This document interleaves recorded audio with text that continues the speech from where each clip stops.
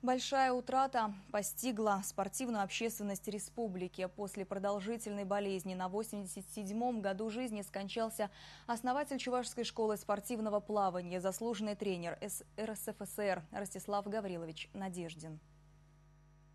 Для того, чтобы жить здоровым, нужно двигаться.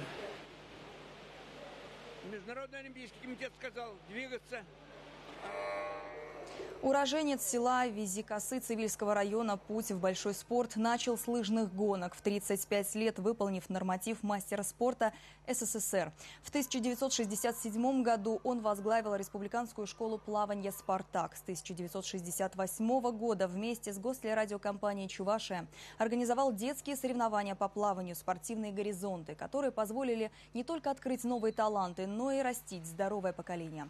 Выбранному виду спорта Ростислав Надеждин был предан до последних дней. Еще 2 года назад на чемпионате мира по плаванию в группе «Мастерс» он стал бронзовым призером на дистанции 50 метров баттерфляем.